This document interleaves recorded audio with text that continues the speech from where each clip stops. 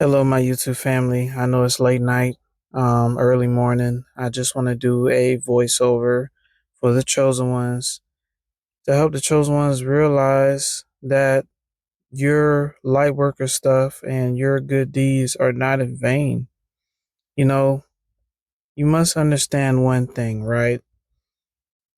We are we are working for an intelligence, a superior mind that is greater than ours, whose understanding is greater than ours. And so, therefore, we must have trust. If we're going to be considered children of the Most High, we must have trust in the Most High. We must have trust in the process, but also remembering to practice detachment. But also, what I like to add tonight is that there are great riches stored inside of each and every chosen one, right? Each and every chosen one has great riches stored inside of them. What do I mean by that? Great ideas, great talents, um, great intelligence, great intuition, great balance. All of these things are great spiritual riches that not many people have dwell within them. And what are we supposed to do? We're supposed to bring those things out and make them manifest in our current reality. Well, this is why I would say plan, strategize, do research. Plan, strategize, do research. Also, have a routine. Also, maintaining a level of balance, right? How do you maintain a level of balance? Having a routine. If it's one thing that I make sure that I do every day, even if I'm not working out, I always make sure I say a prayer. I always make sure that I do positive affirmations, right? I always make sure that I meditate, you know. I light sage as well. People can meditate while lighting sage. Did you know that? I would say people should give that a try, right? And so, this is what helps me stay balanced and this is what helps me stay grounded. Let me tell you a story of what happened to me in 2018. I used to hang around a congregation, and for the Passover, we decided to go to a house in Tennessee. It was like a 3-story house in the woods. It was in the mountains. It was a place called La Follette, Tennessee. If you're from La Follette, Tennessee, put it in the comments. Let me know what you think about this message. But the house had what I noticed about the house. The house had like some owls on it. Like I don't know if people know about the Bohemian Grove and things like that. It kind of reminded me of that in a way. Because mind you, the people I was hanging around back then, they really were Satanists disguised as Bible thumpers, or basically Satanists in Hebrew clothing. That's the best way I can describe it. And so I was the main one that was, like, mind you, it was a house. It was like a group of us. When it came down to feeding the people, I was the main one that was going to the stores whenever they asked me to run to the stores, to pay for groceries with the money that I had. And like, I'm buying all the groceries for the people there. I was cleaning the dishes. Um, I was pretty much like the one just keeping the event together because it was the Passover, and you know it was like a ceremony thing that we did. And then one night we played a game of spades.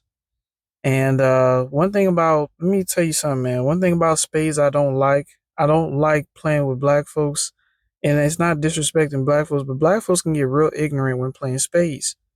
Like, shoot, in the military when I used to play spades, the disrespect from niggas coming at me when I messed up on a book or something, it was just insane. So it was the same thing that happened at this event. I messed up on a book. They was toying with me and taunting me. And so I got up from the table because it was really, I was being laughed at by like, I would say 13 different people, including younger people laughing at me.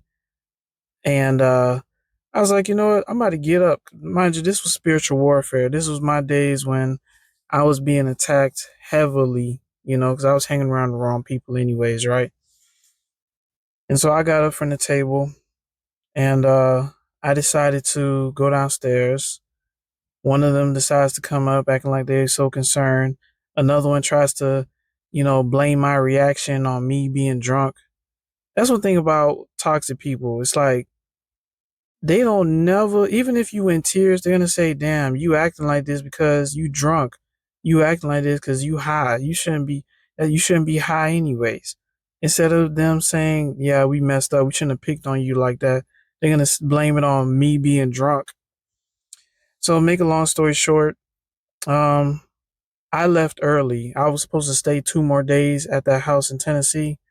I left early. I went back down to Florida, and a few days later, I think it was like a few days later or a week later, I was visited by an ascended master, pretty much. And let me tell you something, this encounter was so intense because people think they ready for the afterlife and they really not. The afterlife, you're going to see things you never seen on earth. And it kind of aggravates me because you wish you'll be acclimated to that stuff ahead of time, but you just won't. It's going to hit you and you more likely won't be ready, but it's going to be something you're going to have to accept. There are beings, there are creatures, there are things on the other side of this realm that are beyond what you see in this earthly plane, this society stuff, this TV stuff, right? So when I was visited, first of all, it had a very it had a very ancient appearance. Its appearance was very ancient. Its face was very ancient. It reminded me of ET, but it looked a lot older, like a lot older. Like there's a thing called old and there's a thing called ancient. Ancient still exists. Ancient is real. And I saw it face to face. And I ain't gonna lie, I was kind of terrified because I've never seen anything like that, but it was dressed in like really nice linen. Like I mean, its outfit was really nice. Like I didn't think somebody could put together an outfit that nice. Um, it was like it, but the main thing with this being was it was so powerful. Its energy, like if I had one of those Dragon Ball Z scouters, its energy was so powerful. Like it would be like the scouter would break, you know. So why am I bringing this story up to you all? Mind you, this being was so powerful that I ended up going back inside of my body. Like it was so powerful. Like it was no joke. This was not an average encounter with a human, you know. And so why am I bringing this story up? To let you all know, right, that divine saw me. That that entity, that deity came to visit me to let me know that it saw me and the stuff that I was going through, especially during those times in Tennessee. And mind you, that's just a small story compared to all the other stuff I did when I was part of that congregation. I used to do a lot of other light work and stuff for that congregation, and they shitted on me. And that started in 2010, and that's when I was visited in 2018. So 8 years later, from all the other stuff I've been through, that's when I was visited, and it let me know that it saw me and let me know that it knew what I was going through and that it's not in vain, right? And so I just want to let you know that from that story, from that encounter with that powerful ascended master, that the heavenly realms and the beings of the higher realms, they see you. They see us. They see what we do. I just so happened to be visited at the time. And who knows, maybe you all will be visited by an ascended master yourself. It is a powerful encounter if you do. I'm telling you, it's a very powerful encounter. It's not a normal encounter by any means. And you don't get to talk or even think in an encounter like that. Everything is mainly telepathic. And even then, your thoughts are heavily monitored in that kind of energy. All right. So listen, I shared y'all a story of my personal life. I hope it helps you all. I love y'all. Y'all please be safe out there and we'll chop it up again. All right. Bye bye now.